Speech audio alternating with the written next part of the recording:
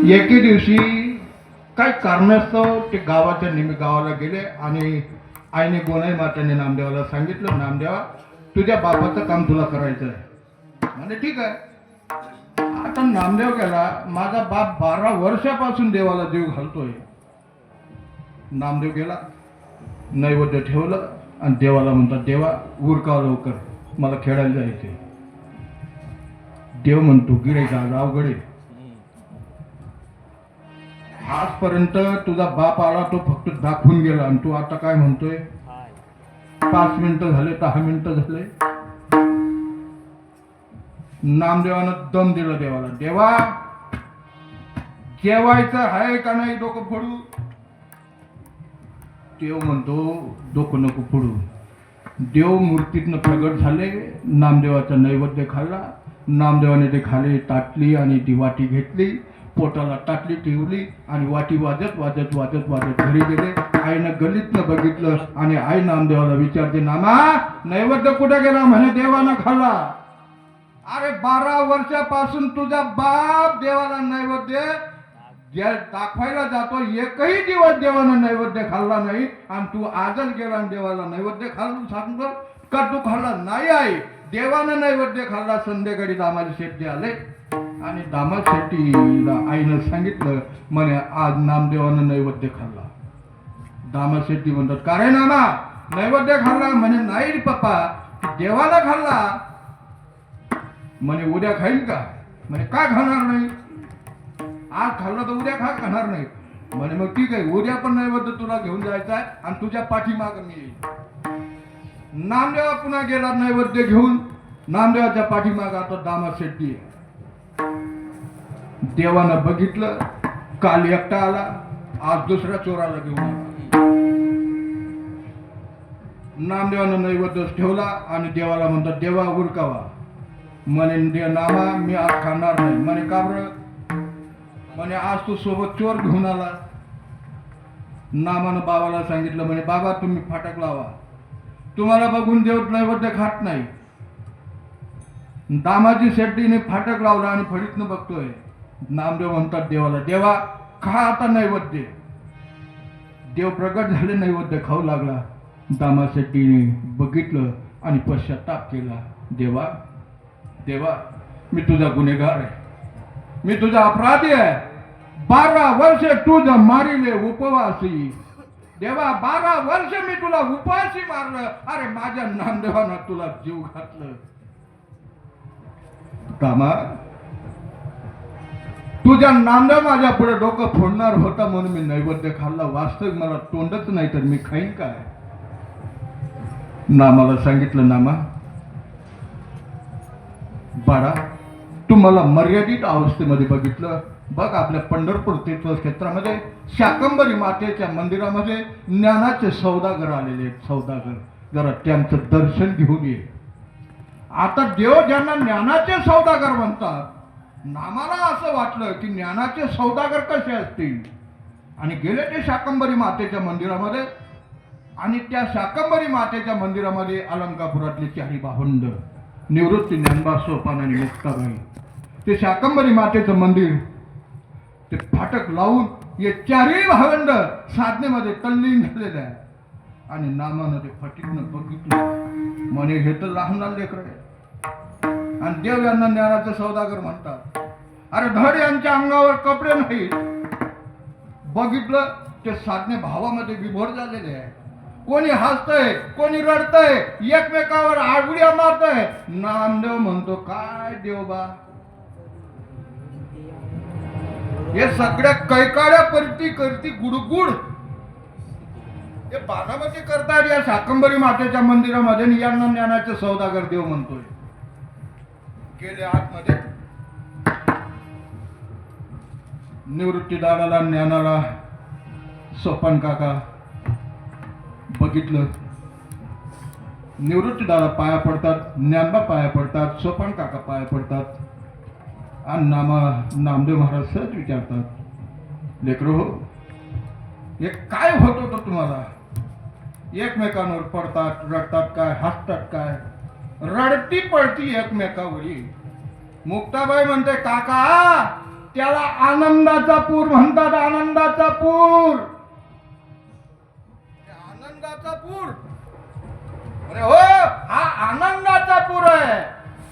अरे गोकुळातला आनंद आम्ही बघितला नाही.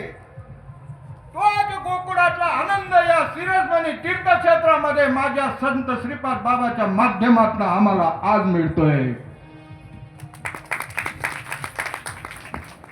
आम्ही ते गोकुळ पाहिलं नाही. गोकुळातला आनंद नाही, आमच्या आनंदामध्ये काही फरक नाही. लाटा उसळते प्रेमाचा, लाटा उसळते प्रेमाचा, लाटा उसळते प्रेमाचा, लाटा उसळते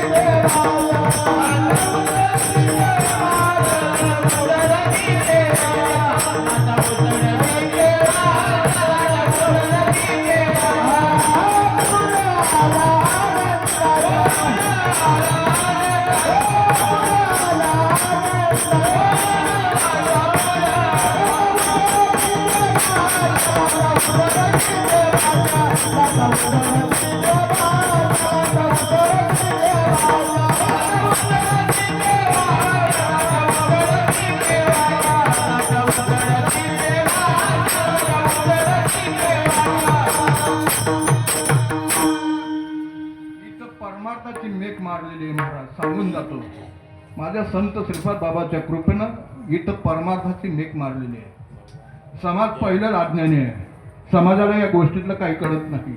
मग एखाद्या आपल्या साधकाला अवस्था होते ना, तो त्याला कीर्तन संपल्यानंतर भेटतो आणि तो त्याला विचारतो, का हो तुम्हाला त्या कीर्तनात काय होत होतं? त्यावेळी यांनी ठिकाणावर उत्तर द्यावं नाही. तुम्हाला कीर्तनात काय होत होतं? अहो जर बाणाटवी अहो म्हणे देव गेला. त्यांना माहित आहे देव भल्या भल्यांना भेटला नाही. याचा इतिहास मला माहित आहे. आणि तुला लगेच देव भेटला का? मुक्ताबाईनं सांगितलं आम्हाला आनंदात. मुक्ताबाईला विचारलं ना नामदेवानं, तुम्हाला हे काय होतं? मुक्ताबाईने कसं परफेक्ट उत्तर दिलं तसं विचारू शकतो एखाद्या साधकाला. एखादा माणूस ज्यांच्या मनामध्ये शंका असेल की बाबा मी भल्या भल्यांची कीर्तनं ऐकली, अजून असं काही बघितलं नाही, एखादा माफातला असतो त्याचा, तो त्याला विचारतो की तुम्हाला या कीर्तनामध्ये काय होतं?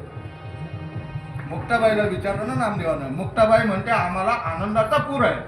प्रेम आणि भावाचा तो साक्षात्कार आहे. का देव भेटतो? देव भेटण्याचा विषय नाही, प्रेमाचा आणि भावाचा विषय. प्रेम आणि भाव हे देवाचा अंग आहे. विठाल विठाल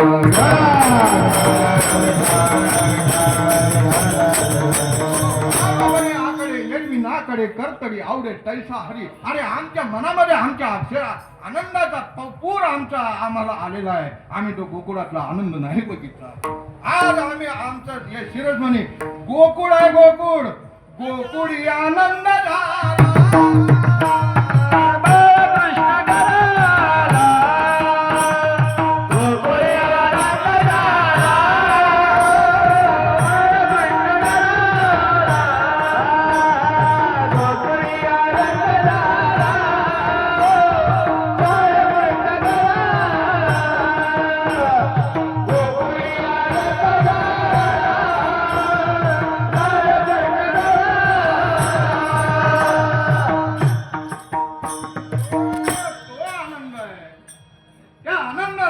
मन शोध भरून निघालेलं आहे. मग मनाचा शोध झाल्यानंतर का हो सहज क्रिया आहे. कधी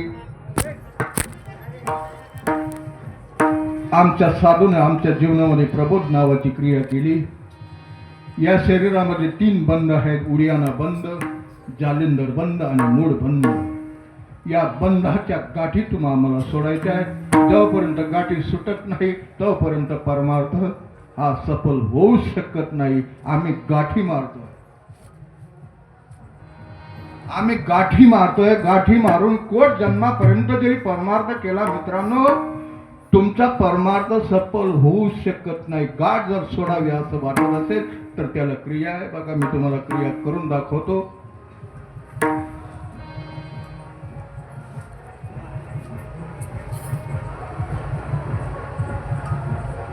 या रुमालाला मी गाठ मारली. गाठ मारल्यानंतर ही गाठ हा इकडचा भाग ताणल्यानंतर गाठ सुटेल नाही. इकडचं ताणल्यानंतर सुटेल पक्की होईल. मग गाठ सोडायची आपल्याला, गाठ तर सोडायचे. इकडचा भाग ताणल्यानंतरही गाठ सुटणार नाही, इकडचा भाग ताणल्यानंतरही गाठ सुटणार नाही, पण गाठ तर सोडायची आहे. मग काय करायचंय? या दोघांना प्रेमानं जवळ करायचंय. प्रेमानं जवळ केल्यानंतर त्यांच्या मुळावर यासनी गाठ कशी पडेल,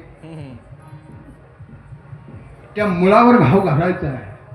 मुळावर घाव घातल्यानंतर आज ना उद्या, आज ना उद्या दोघांना प्रेमाचा हा शब्द लिहून ठेवा. प्रेमानं जवळ करायचं आहे आणि प्रेमानं जवळ केल्यानंतर त्यांच्या मुळावर घाव घालायचा आहे आणि हळू हळू हळू हळू हळू हळू हळू हळू हळू हळू हळू हळू गाठ उकलायला लागल्या. जशी जशी जशी जशी गाठ उकलते तसं तसं प्रेम आणि भाव निर्माण होतो. जशी जशी गाठ उकलते तसं तसं प्रेम आणि भाव निर्माण होतो. जशी जशी गाठ उकलते तसा प्रेम आणि भाव निर्माण होतो. आणि ज्या दिवशी गाठ पूर्ण उकलली त्या दिवशी असं वाटतं माझ्या वाट्याच्याशी अलिंगन द्यावे आणि कदा न सोडावे चरण त्याचे. आणि याचंच उत्तर महाराज अभंगाचे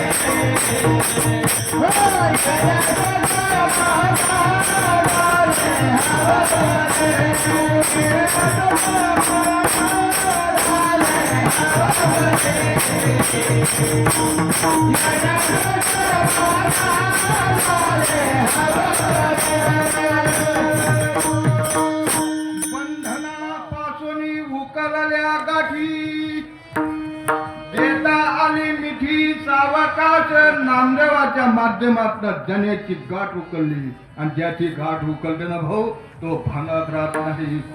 जनाबाईची उकलली परिणाम झाला डोईचा पदर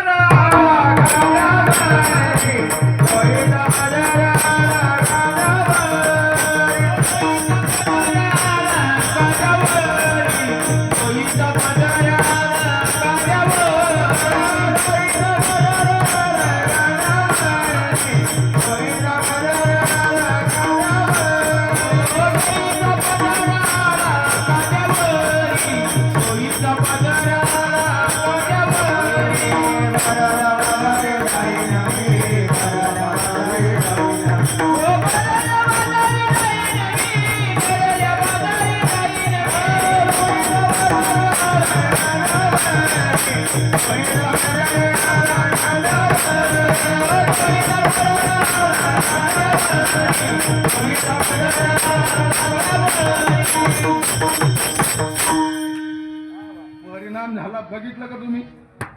जनाबाईला बघितलं का? बघितलं? माय म्हणणार मी ते केले म्हणजे ती खरंच ते केले, खरंच ते केले. खरंय बाळा, तू बघितलंय जनाबाईला.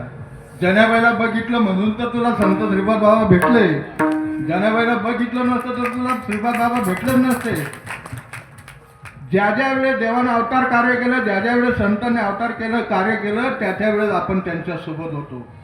तुम्ही होते रामराजा, त्यावेळेस आम्ही वानराजा. प्रभू तुम्ही राम होते त्यावेळेस आम्ही वानर होतो.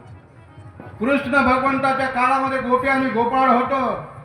तोच कृष्ण आणि तोच राम माझा संत श्रीपाद बाबाच्या रूपानं आलं आणि वैष्णव म्हणून तुम्ही आपण जन्माला आलो. आणि भाग्यवान आहे ती जन आम्ही नाही बघितली, पण त्या जनाचा परिणाम माझ्या संत श्रीपाद बाबाच्या माध्यमातून या कलियुगाच्या अंतिम टोकाला होतो. सुटला माझा पदर बाई मी नवते भारत, सुटला माझा पदर बाई मी नवते भारत.